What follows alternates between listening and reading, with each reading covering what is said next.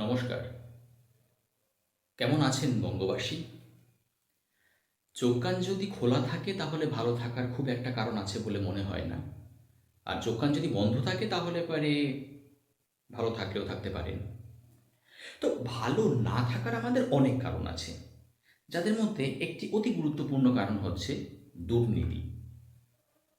আমাদের আশেপাশে যতগুলো সেক্টর আছে, যে কোনো সেক্টর যদি একটুখানি তদন্তের আওতায় চলে আসে, তাহলেই আমরা দেখতে পাচ্ছি সেখানেই ভুরি ভুরি দুর্নীতি। আচ্ছা, এই দুর্নীতি হলে পারে সব থেকে ক্ষতিগ্রস্ত কারা হয় বলুন তো? সমাজের একেবারে পিছিয়ে পড়া হতদরিদ্র মানুষজন, যাদের পকেটে পয়সা নেই, যে পয়সা দিয়ে তারা যোগ্যতা না থাকা সত্ত্বেও কিছু একটা কিনে নেবে। সে যে কিছুই হতে পারে, সে চাকরি হতে পারে, বিভিন্ন সুযোগ সুবিধা হতে পারে, যা কিছু হতে পারে, যাদের কাছে সেই পয়সাটা নেই কিনে নেওয়ার মতন। এবং আমাদের দেশে এই গরিব মানুষের সংখ্যা অনেক অনেক অনেক বেশি। তো যে কথা বলছিলাম, যে এই যে দুর্নীতি যেটা হচ্ছে আমাদের সমাজে, সেগুলো দুর্নীতি করছে কারা? সেগুলো তো আপনার মতন আমার মতন মানুষজনই দুর্নীতিগুলো করছে। এবং মজার ঘটনা যেটা, সেটা হচ্ছে আপনারা দেখবেন যে এই দুর্নীতির সঙ্গে অতি উচ্চশিক্ষিত মানুষজন, তারাও ভীষণ রকমের ওতপ্রোতভাবে জড়িয়ে আছে। বেশিরভাগ ক্ষেত্রেই আমরা এই জিনিসগুলো দেখতে পাই। তাহলে পারে এই এত উচ্চশিক্ষিত মানুষজন, এত যে তারা শিক্ষা পেল, কি শিক্ষা পেল?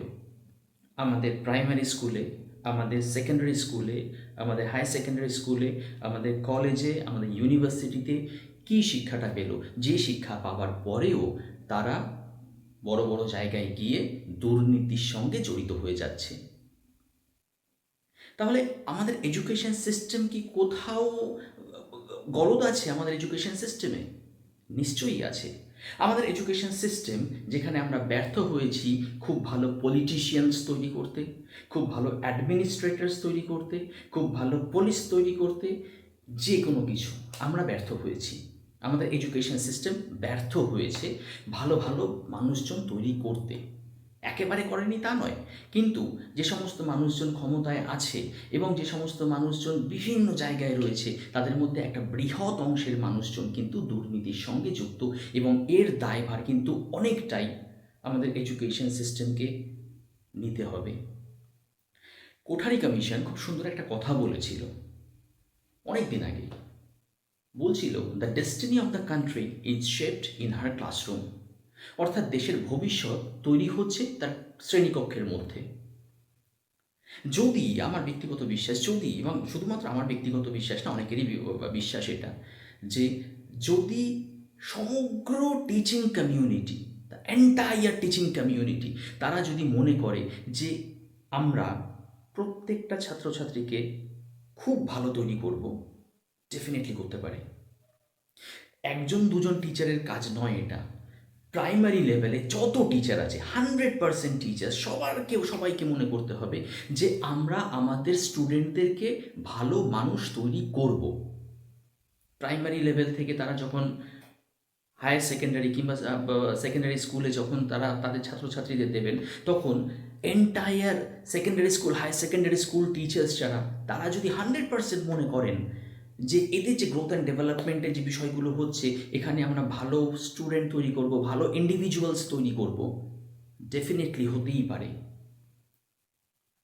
তারপর স্কুল লেভেলের পরে যদি হায়ার এডুকেশনে যখন যাচ্ছে, তখন হায়ার এডুকেশনের টিচার্স, কলেজ ইউনিভার্সিটিস টিচার্সরা যদি মনে করেন যে আমাদের স্টুডেন্টদেরকে আমরা সঠিক মানুষ তৈরি করব, ডেফিনেটলি সেটা করা যায়, করা যায়।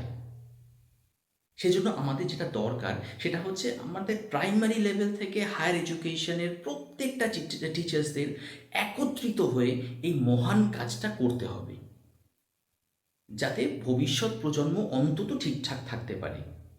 আজকের দিনে আমরা যে জায়গাটায় দাঁড়িয়ে আছি, এটা একটা দীর্ঘ দিনের ফল। যে জায়গায় দাঁড়িয়ে আমাদের যে এন্টায়ার টিচিং কমিউনিটি কোথাও তাদের দায়িত্ব কর্তব্য পালনে ব্যর্থ হয়েছে, এটা অতি দুঃখের হলেও এই জিনিসটা আমাদেরকে মেনে নিতে হবে। মেনে নেওয়ার পরে আমাদেরকে কিন্তু ভবিষ্যতের জন্য আজকে থেকেই কাজ করতে হবে। যদি আমরা করতে পারি, ভবিষ্যৎ প্রজন্ম, আপনার আমার সন্তান, তারা ভালো থাকতে পারবে। আর যদি এখনো পর্যন্ত এই বিষয়টা আমরা না বুঝতে পারি, তাহলে কিন্তু ভবিষ্যৎ খুব একটা ভালো হবে না। অন্য কারোর উপরে দোষ চাপিয়ে দেওয়ার আগে আমরা যদি আমাদের নিজেদের দিকে একটুখানি ভালো করে লক্ষ্য করি, আমার মনে হয় আমরা একটা ভালো পৃথিবী তৈরি করতে পারবো। নমস্কার।